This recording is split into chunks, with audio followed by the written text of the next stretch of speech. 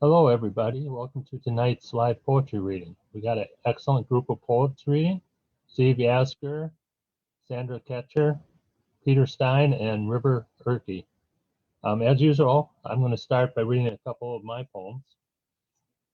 This poem was written July 5th, 2020. Although the world rages nearby and folks are torn about what brings better days, although many spend their nights playing cards, getting drunk, starting fights as if they only know what's right. Although the flowers on the sidewalk are there due to blood and death, although doctor bills pile up and nonprofits hire the most severe collections, I see the bridge is not worth jumping from. I see many are striving towards understanding. In spite of the discord, in spite of the anger, in spite of the misplaced words of politicians, neighbors still say hi, and in many social places there is distant respect, and one thinks it is possible simply to get along.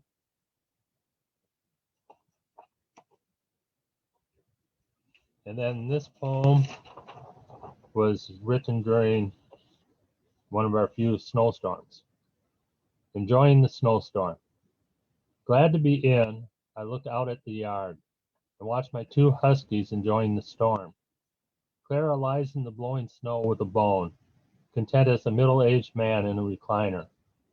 Valerie simply stands, looking in every direction for something to move, then suddenly rolls in the snow for a scent she wants to retain.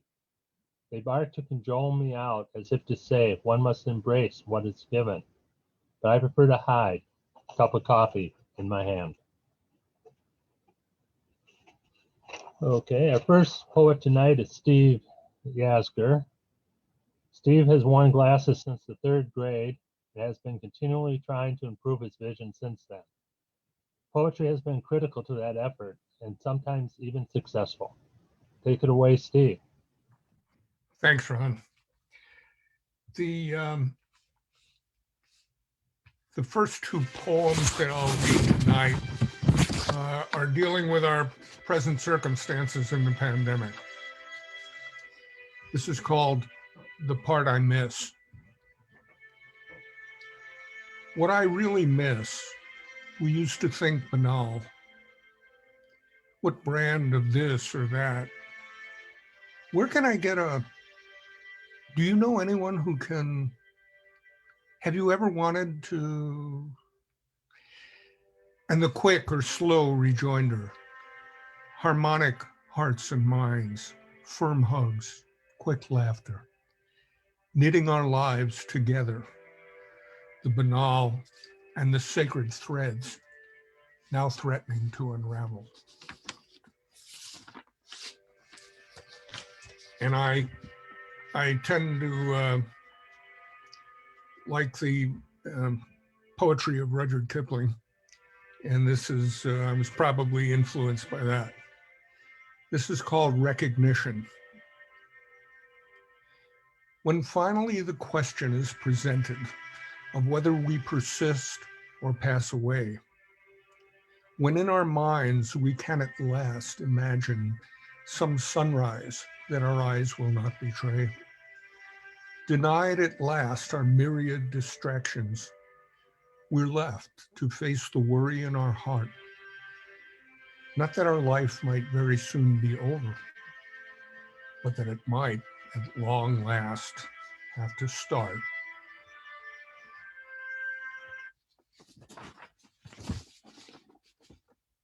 This next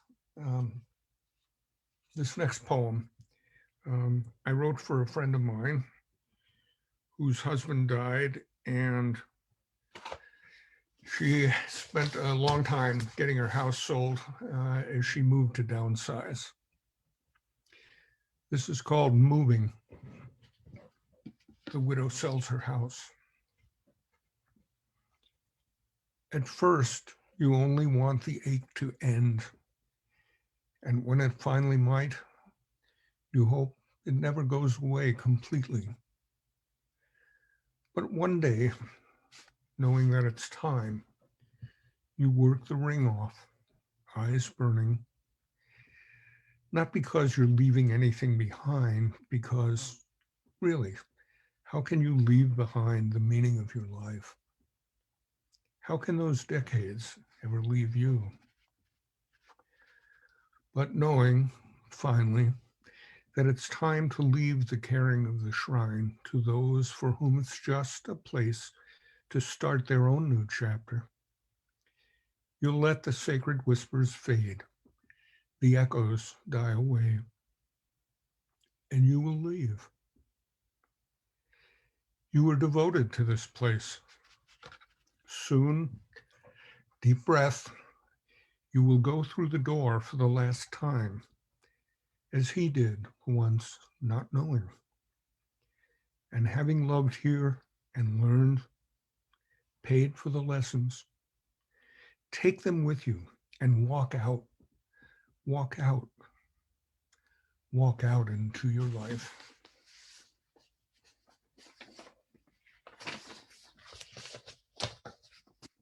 This next poem is kind of a series, and it was me amusing myself when my wife came back from a trip and said, oh, I could never write poetry. And I was sitting there with a laptop, and as she told me about her trip, I put it down. There's a little syntax adjustment here and there, but this is basically her. And so this is a suite of topics that I subtitled. The first is called Amazement.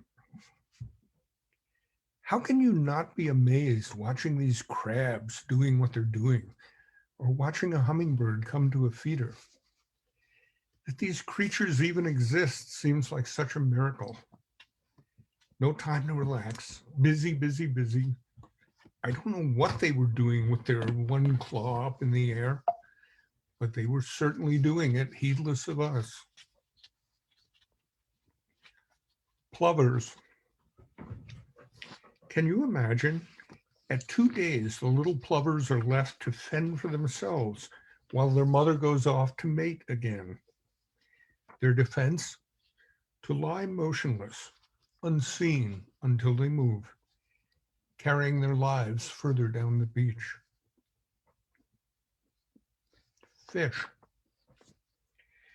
We saw in the water a school of needle-nosed fish moving in unison this way and that. How do they know how to do that? I don't know. It's amazing, connecting with each other wordlessly. Questless. I do not understand this desire to be top dog, to pit one's wits against some animal, see who comes out on top, to shoot them or hook them just to throw them back. I don't need to do that to be connected. The ants in Costa Rica. Now that was fascinating. To watch those ants acting in unison, climbing over obstacles, to do whatever they had to do to carry out their single purpose, whatever that was. Think of how each animal adapts to what it does. And do they figure that out? Or is it just what each species does to survive? How does the bird know that? Know to spread its wings, creating a shaded patch of water into which the little fish swim to be devoured.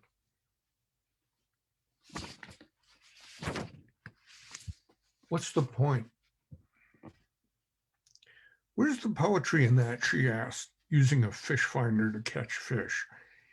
How can it compare to rowboat gliding softly through the morning mist toward lily pads, the wrist snap of the cane, hissing line trailing behind the arcing plug toward shore, to splash, ripples spreading, quieting, plug suspended there until the faintest twitch teases it to life, and it is sploosh, inhaled.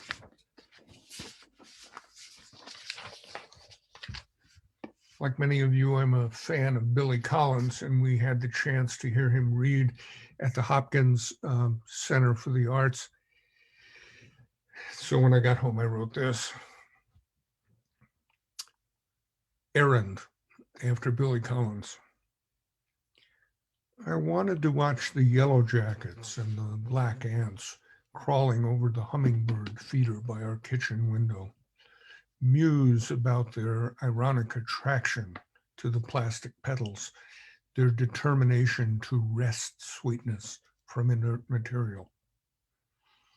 But the cats needed litter, and especially today, when I can save $5 with the PetSmart coupon my wife got on our last trip. I have to go.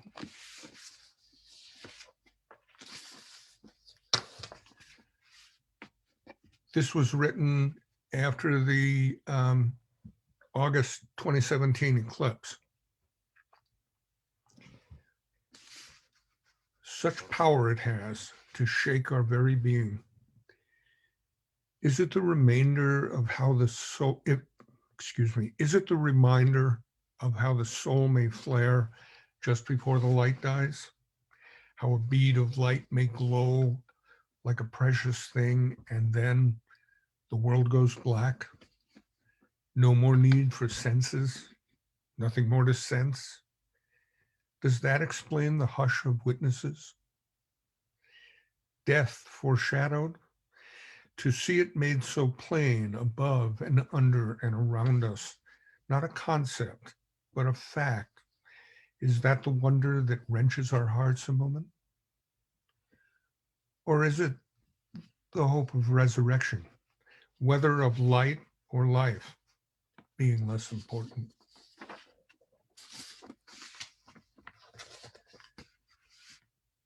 This was inspired by the movie Still Alice. Who are we, really? When they ask your close friends, will they say, he was verbally adept? Language was just another air he breathed? His soups were to die for? That he listened deeply, welcomed friends with a warmth that made them glow? So, is the measure of our lives how we relate to everything and everyone but us? When the world stops pouring into you through all your senses and you stop pouring out into the world's, is that the hour you die? Or is a corner of that fallow field forever 19, longing to join in, though all the lines are down and power's out? And while you mull it over, this certain knowledge fans your anguish, that it isn't only done unto others, but one day, someday, somehow, also unto you. This was a brief response to a morning in the hotel restaurant in Johannesburg. Song of Humankind. The music of language.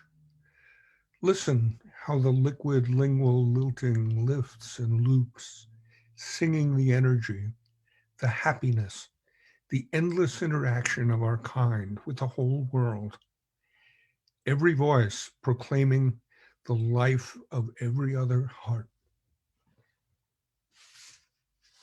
Thank you. That's all I have. Thanks, Steve. Very nice work. Next up, we have Sandra Kacher. Sandy's poetry is influenced by trees, lakes, and rivers. Sandra is a retired psychotherapist and is fascinated by the inner workings of humans. She has been published locally in the Martin Lake Journal and in the Home Anthology, along with a number of other journals. She is delighted to be part of this live poetry reading, and we're delighted to have her. Take it away, Sandy. Thank you, Ron. I'm going to be flashing at flies here. I'm sitting in Phoenix and it's beautiful, but it's fly season, I'm sorry to say. This first poem of mine, which I am delighted to share with all of you, I figure there's thousands of poetry lovers out there, or at least my son and his partner are here listening. We were driving across New Mexico, probably somewhere near Roswell, listening to a podcast called Mysterious Universe. It's a set of pretty interesting podcasts about all sorts of edgy topics. And that particular day, they were talking about aliens and extraterrestrials landing. And rather than have a kind of a cynical, skeptical response, I had a flash of envy. And out of that envy came this poem called Earthbound. Why am I never chosen by aliens for an abduction? Why am I always left behind in this ordinary world? I've waited since I was 9 for Jesus to descend the cloud slides and bless my devotion. Nada, niet, rien. I'd like a few chips implanted, 1 for teleportation, 1 for telepathy, a 3rd for merging with the everything. It isn't Earth that limits me so much as this suitcase of skin that claims to be all I am. Hard sides and zippers encase me. My vision is dim, sounds are muffled.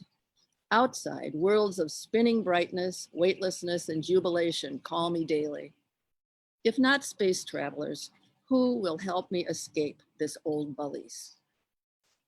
Who indeed? Who indeed? I wanted to put in a near-death experience in that poem, but I just couldn't quite fit it in. This next poem it's called Tree Therapy. I think that after nursery rhymes, the very first poem that I memorized, which many of you will know, was Trees by Joyce Kilmer. If you don't remember it, I will prompt you. I think that I shall never see a poem lovely as a tree, blah, blah, blah, blah, blah, blah, blah. Poems are made by fools like me, but only God can make a tree.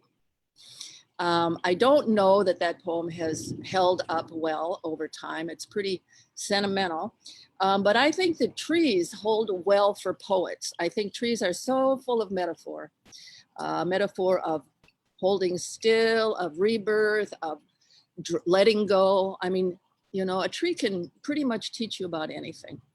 So this is called Tree Therapy. Outside my window, leaves are singing the long green patience of trees, rhyming their love of ground and sky. I ask them, will they hear my stories dulled with telling, like the beads on my grandfather's rosary? Every night he prayed the loops of Hail Marys and Our Fathers, never doubting his words would fly to heaven's gate. I stir my morning coffee. Steam rises no further than my lips. It's pepper that bites through the eggs. Narrowed eyes and downturned mouth look back from a streaky mirror no amount of rubbing can clear. Maple leaves speak of winters so cold, root hairs lick frost for months.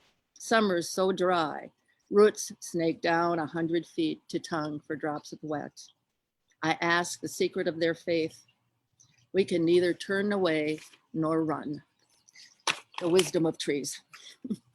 Hang in there. Let me see, I have a poem here. I gotta pull it up. In addition to writing poetry in my older years, I'm trying so hard to learn Spanish. And last year I went to Oaxaca for 3 weeks and learned up to the place where the verbs got confusing.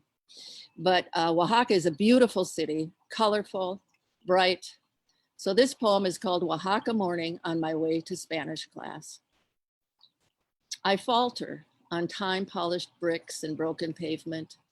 Buildings trumpet notes of carmine and mustard, marigold and sangria. Brilliant as the vegetable dyes of Oaxacan rugs, too perfect for any floor.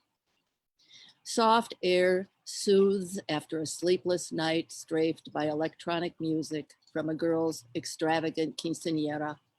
All joy to her. This air tickles me awake, and I remember 15. doors opening, freedom teasing, rampant confusion, and my heart's timid bird song. I want to tell her, someday you will land here, most of your choices made, picking your fiestas carefully, ambling toward the new language you are loving to learn. Uh-oh. Oh, here it is. Sorry, thought I lost my last poem. This poem is published in a local anthology called Home. As you can imagine from the title, it's meant to be a collection of poetry and short stories about the meaning of home for people. For me, I have a second home, or I did while COVID wasn't shutting it down. There's a Bruegger's in my neighborhood.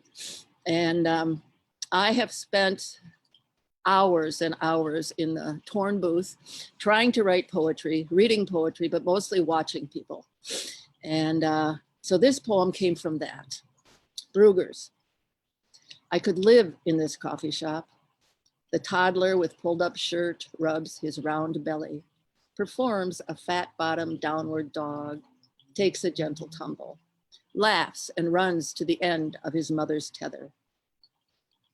I could befriend everyone here, the jostling soccer team, the texting girls, the boy who leans back into the dad, teaching him to speak football, Madonna with newborn, tired face alight. I love families that hug, even the teenage girl and her father whose magnets are currently set on rappel, a different kind of hug. There are cafes in Budapest and Paris where glossy people down shots of thick espresso and opine in glittering phrases. I might feel smug if I were them, but I don't live in a sparkling city. I live where little boys express themselves in toddler yoga. Skinny teenage boys flaunt their numbered jerseys, and fathers with round bellies, their shirts pulled firmly down, meet my eyes and smile. So thank you all for your listening. It's a pleasure to read these poems. Thanks for having me. And I will pass now.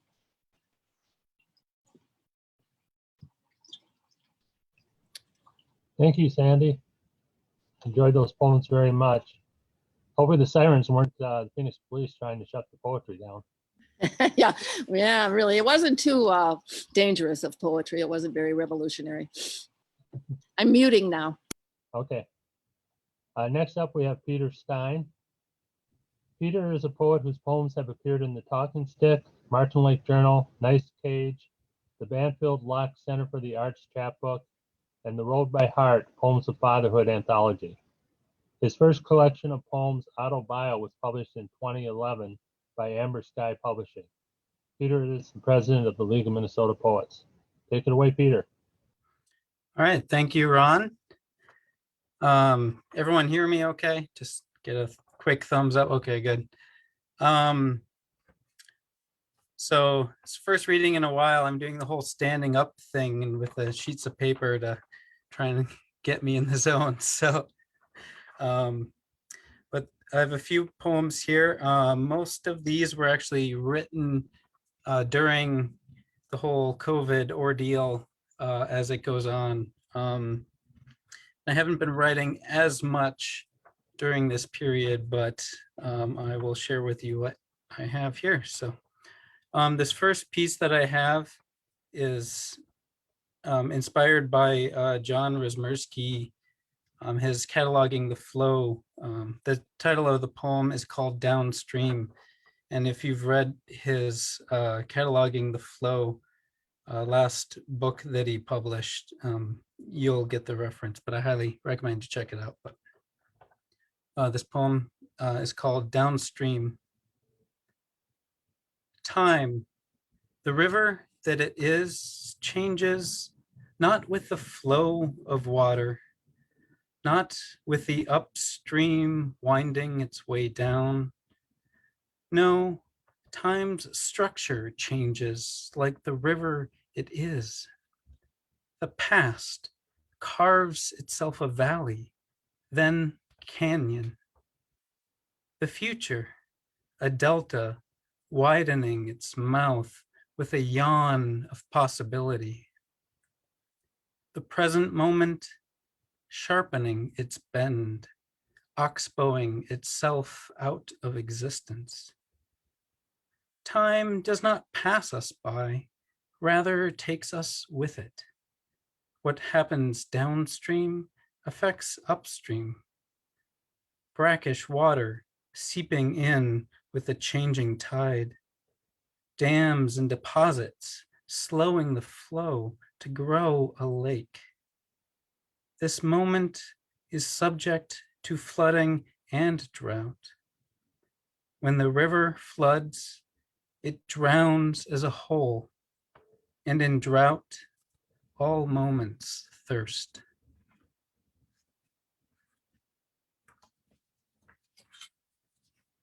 So the next poem I have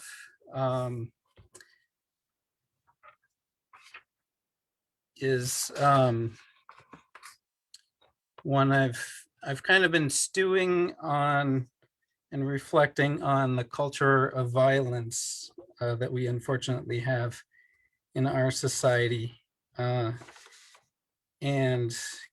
got me to thinking about like trigger warnings and in TV and disclaimers, and how just going out in the world has these stressors, especially lately, and triggers that are raising our anxiety level and our stress levels. And I think this was kind of a cathartic response to deal with that. So the piece is called America, a Trigger Warning. And while trigger warning is in the title and there are references to violence, there's nothing too specific. I just wanted to throw that out there, or graphic in the poem itself. America, a trigger warning. With 1.2 guns per person, America is the only nation with more triggers than people. Warning, America contains strong themes of graphic violence, where offense is the best defense, and we're allowed to defend our possessions with our lives, which usually means the loss of someone else's. There are more triggers than people. We can stand our ground without, can we stand our ground without acknowledging whose land we're on? Warning, America contains strong themes of colonialism. Turning peacemakers into weapons. Is this what Jesus meant when he said they shall inherit the earth? There are more triggers than people. Where are the trigger warnings for the Bible as it tries to convince us the end of days is the good news? No news is good news. Warning, America contains anti-Semitic and anti-Islamic language. In America, we can vote with our triggers, while faces of politicians are posted downrange at gun clubs. There are more triggers than voters. Warning, militias may not be well regulated. Will we have to pry the triggers from their cold, dead hands? In America, the right to bear arms has nothing to do with hugs. America, for every finger pointed,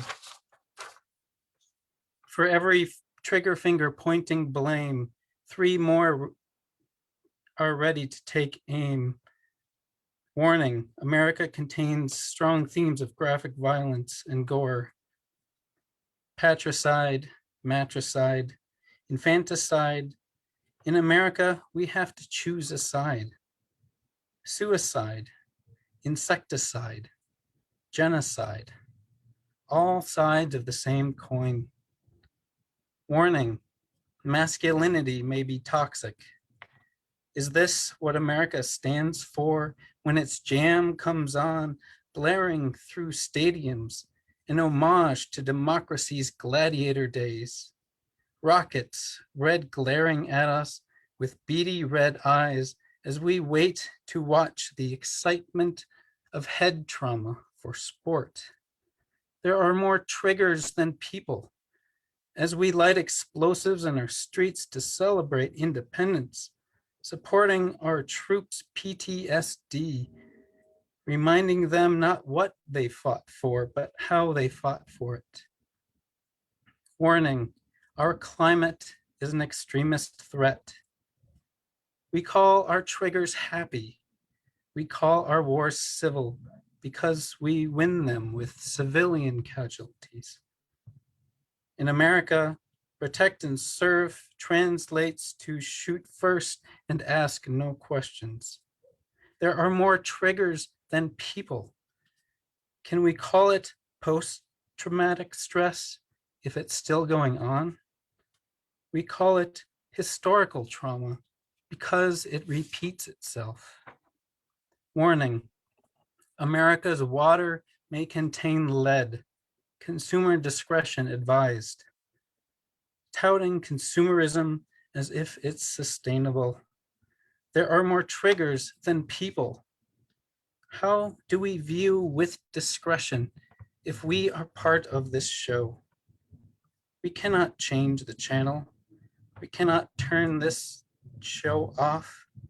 Only make a pledge, not of allegiance, but in support of better programming. We cannot rewrite our history, but recognize it and decide what kind of warning we broadcast to future generations.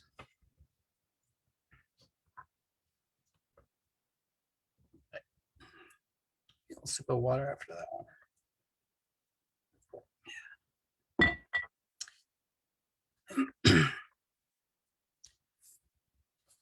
Okay, and this next piece was written based on a art gallery show that a friend of mine had during the pandemic. So it was kind of cool because I got a private showing of the gallery, but unfortunately for him, there probably wasn't as many viewers as normally would be.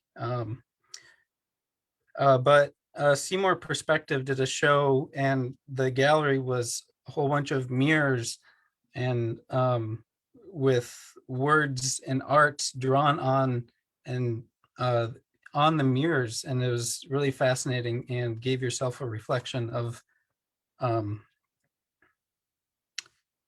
his artwork and just the way the light.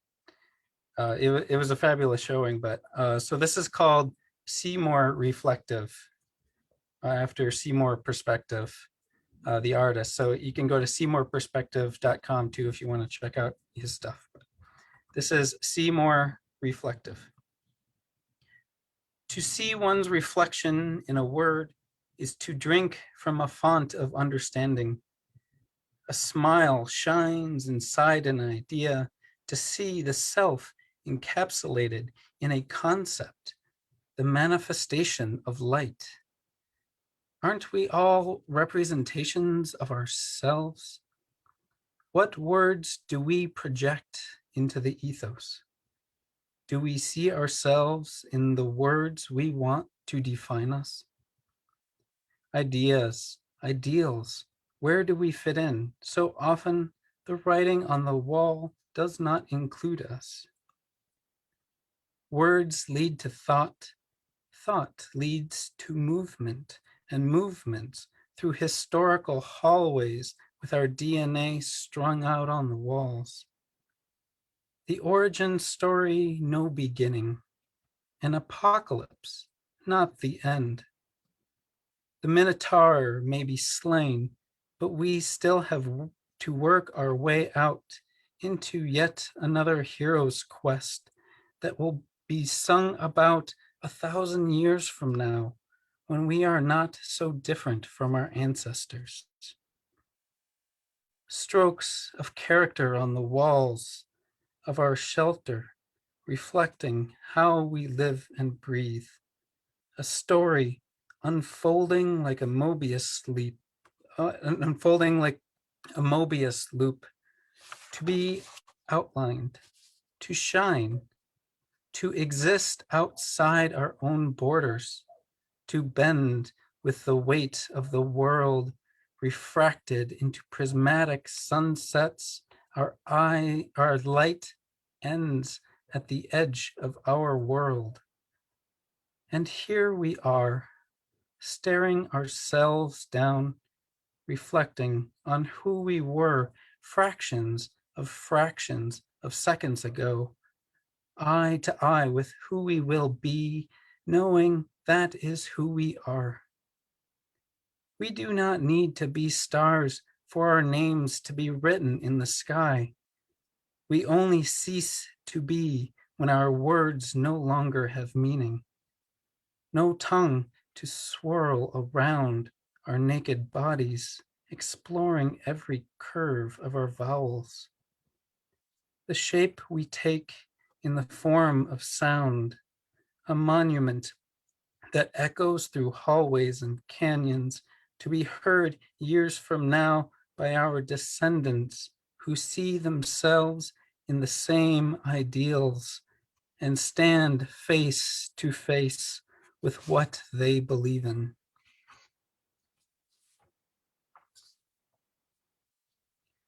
Get another drink of water after that.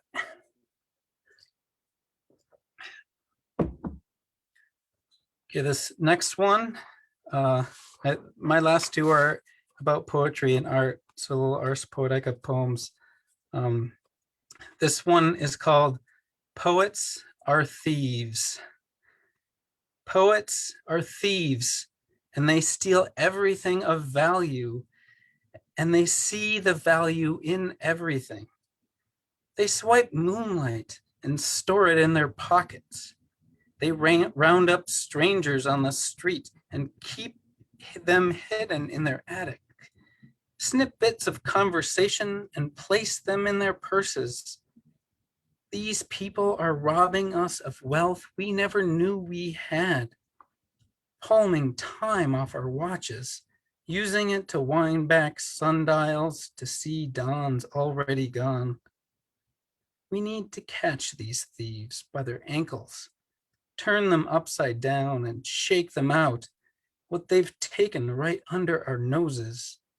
They've broken into our mental vaults to take emotions we've guarded so closely and grow them into roses with paper thorns in public gardens without charging a dime. I've had enough of poets handing out laughter and weeping like they are the same thing. Even our worst moments, ones I've tried to turn into a prophet, they pluck them like wilted petals worth their weight in rosewater. Our personal suffering lifted for raw material to smith words that poets hand out on street corners, where the people who receive them cry and say thank you.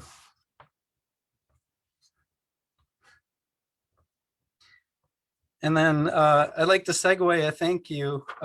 Thank you, Ron. I've got one more piece. I really appreciate what you're doing, Ron, putting this on, and Valerie at Minneapolis Television Network, as well as Sandra, Steve, and River for reading as well.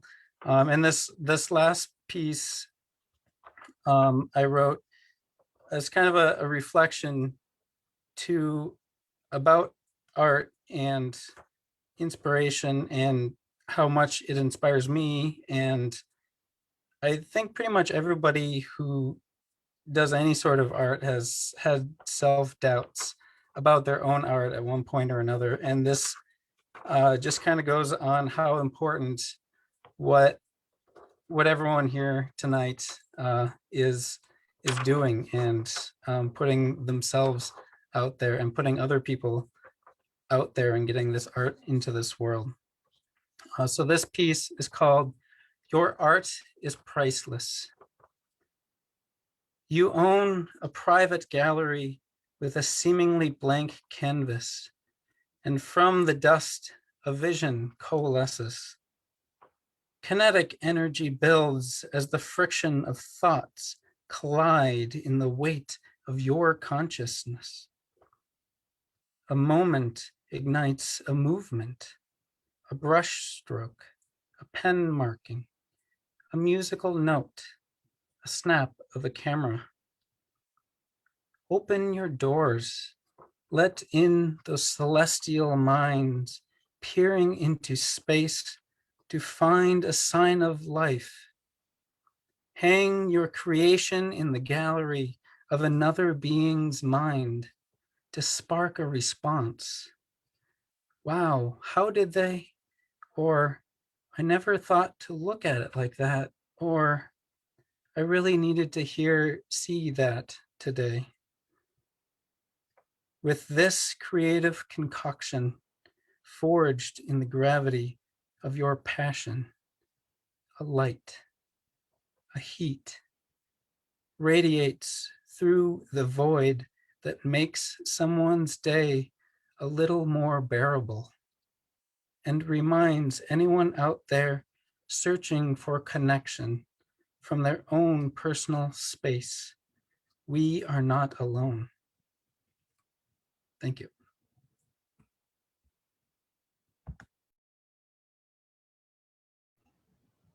Thank you, Peter. Some very important poems there. Hopefully you're getting some of those published someplace.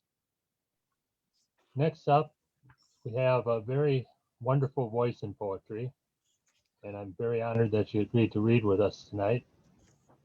River Maria Urke has the heart of a poet and the eyes of an artist. She is currently residing in River Falls, Wisconsin with her cat, Nico. River's poetic writings reflect her reality.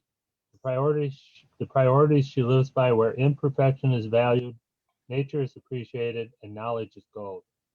In addition, her work is heavily influenced by her diverse upbringing, her battle with multiple sclerosis, and her native blood. Often, River integrates her poetry and art into one artistic piece. She is the author of 2 poetry chapbooks, Stumbled and Standing, and When Spirits Touch, and a nonfiction, Women's Obsession with Shoes.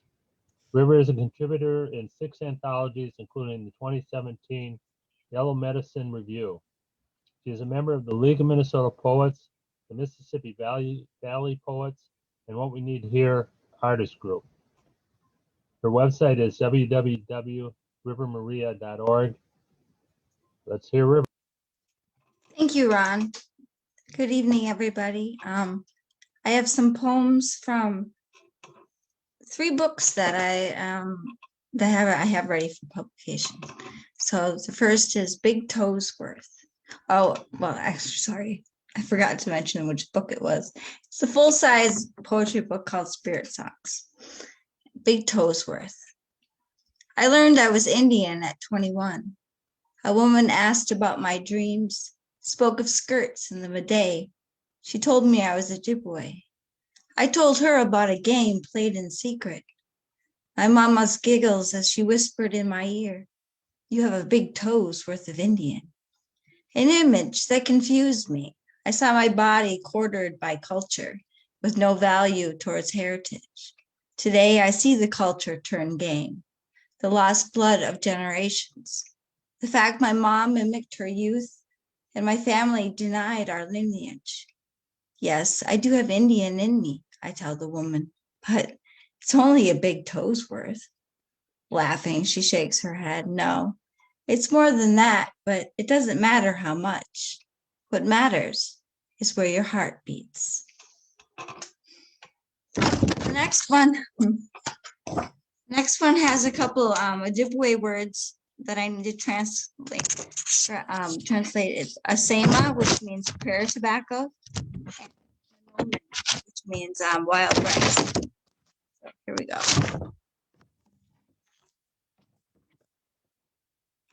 Oh, did I hit something? My first harvest began on the tail of a dream, with frames of another time that became mine. The day we cruised north in our old Chevy, prepared to rice all day. In a cloud of dust, we arrived upon the lake we sought, bursting with Monoman, standing tall and proud. You unload the canoe, the gear, and then carry me with my compromised legs down to the shore. I offer a sema, totally ready to prove to all, but most importantly to myself, I can do this. With one push, we're off into a maze of reeds swaying in the wind, releasing aromas surrounding my every cell. Quickly, you find your rhythm. As we glide between your every pull, I bend reeds down and knock the rice free as we go deeper into the rice bed. Breathing in traditions, I feel the harvest within as I gather monomen like my ancestors. An experience of a lifetime on a day of breathtaking beauty. Thank you. The next book is actually a chat book called Lessons of Silence. And the first one is, that's the title of the first one. It's dedicated to Pema Chodron, if any of you know, the Buddhist nun. So, is there a point one reaches, being alone night after night, where isolation eats at itself, locking the door behind the weeping sounds of lonely? Is there a purpose to loneliness, lessons hidden in the shadows amongst the forlornness of self, lost arms reaching for light? Is there a point where turning back is not an option and moving forward is not possible, when all that is left is to be? Yes. Let yourself be, alone, cradled in silence. Dig past fear and let yourself love.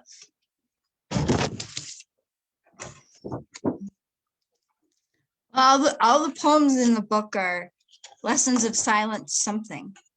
So this next one is Lessons of Silence 6. Oopsie.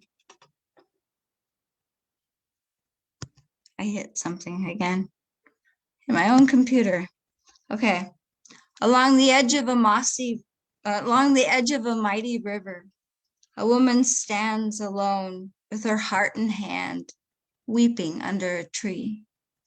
She treads rapids of indecisions as a hue of emotions and thoughts rush against her skin, drowning her in pain and robbing her of voice.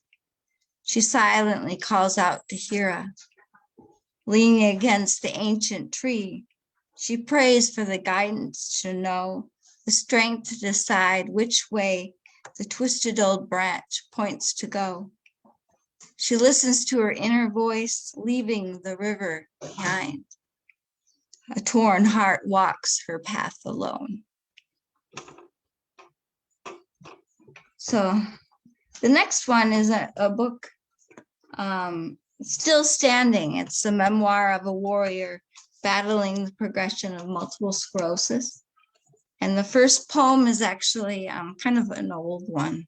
I don't even know what date it is from, but it's you'll know that the girl in the poem is now 21. So that gives it the age. Oops, I can figure. It's called Mile in Length. We start down the sidewalk, breathing in the crisp morning air, as we have countless other days. But this time I stop, stunned at what I see. Somehow space stretched. 30 feet to the car is now a mile in length. Am I dreaming? I pinch myself as my knees begin to shake. I don't think I can make it. There's no way. Then a voice comes from below. Mommy, what's wrong? I'm going to be late for school. Our eyes meet as my daughter links her hand in my hand. Smiles spread in unison, we exclaim, you can do this. I take a step and then another. The mile slowly shrinks. The car is closing in. We are finally there.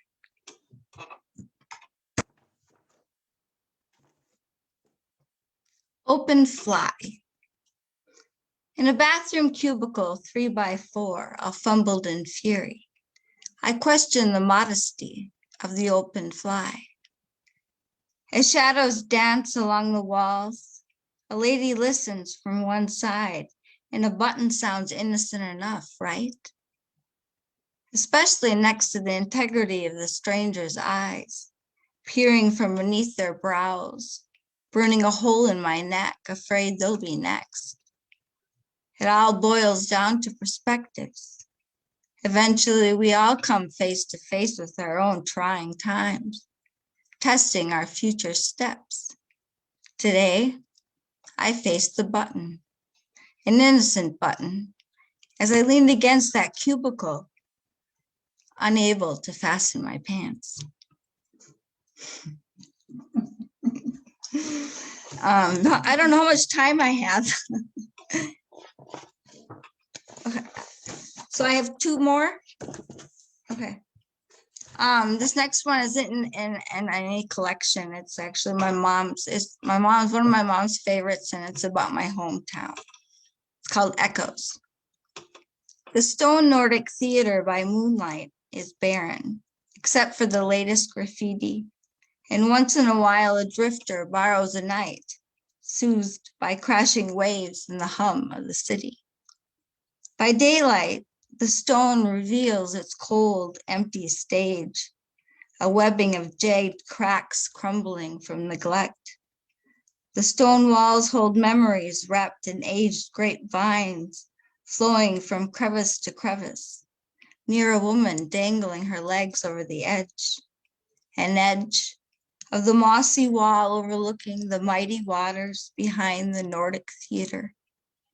She contemplates choice with tear-streaked cheeks, watching the brewing storm, the swell of rolling waters crashing against walls, rocks, walls against stone, or whales against stone walls, echoes through the theater.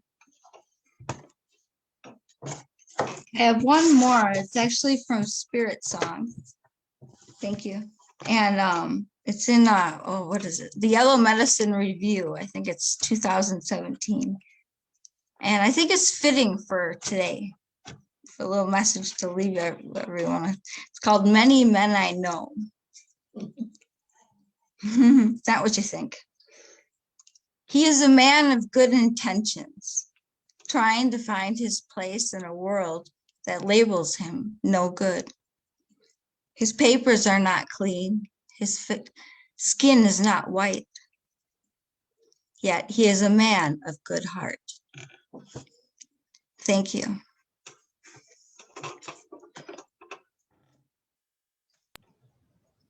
Thank you, River. Everybody out there, just give the poets a big hand. They might not be able to hear you, but in spirit, sure they will. I'd like to thank Steve, River, Peter, and Sandra for reading tonight. Some excellent work. I'm planning the next reading to be Sunday, May 2nd. I haven't quite got the poets together yet, but hopefully you all can join us. Have a great night. Thanks.